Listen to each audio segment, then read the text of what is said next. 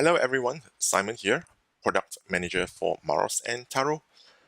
Over the last few months, we have had several inquiries on modeling phasing out of equipment, especially during the late stage of an operational asset.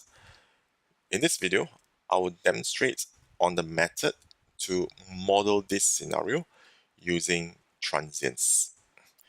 In this model, we have a declining oil profile where the last year the profile is less than half of the peak flow.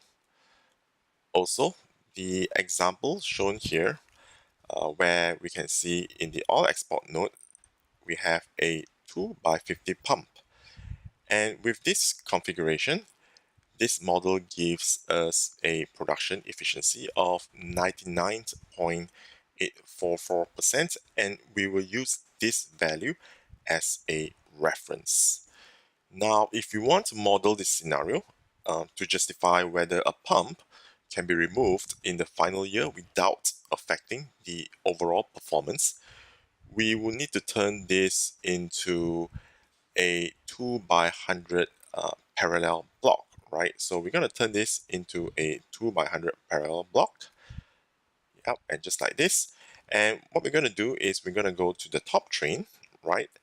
And in the top train, we're going to turn this into the 2x50 block, right? So this is the original configuration where it will operate for the first 9 years. And then the bottom train is where we want to represent the late stage single pump operation. And what we want to do next is to phase in and out, right, between the two trains, right? So the top train is where you have the 2x50 operations, and the bottom train is where you're going to phase in the single unit operations, right? So to do this, we're going to set up the transients. And so for the top train, we're going to phase out, right, using the transients. We're going to add a date for the phase out time, which will be 2034.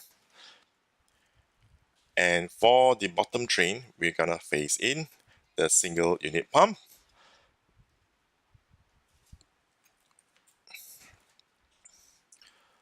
Okay.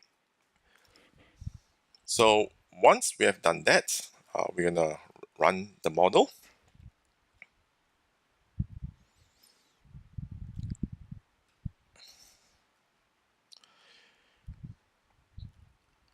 Okay, and we're going to revisit the production efficiency. And since the PE did not change materially between the two configurations, now this could help support the business case to phase out a pump. Please note at any time, the parallel block total capacity must be greater than or equal to 100%. For example, phasing out one of the 2x50 parallel blocks at any time during the model lifecycle will generate an error, as the resulting capacity will only be 50% of the design capacity. I hope you will find this video useful. If you have any questions or would like to get in touch, please email digital@dnb.com. Thank you for watching.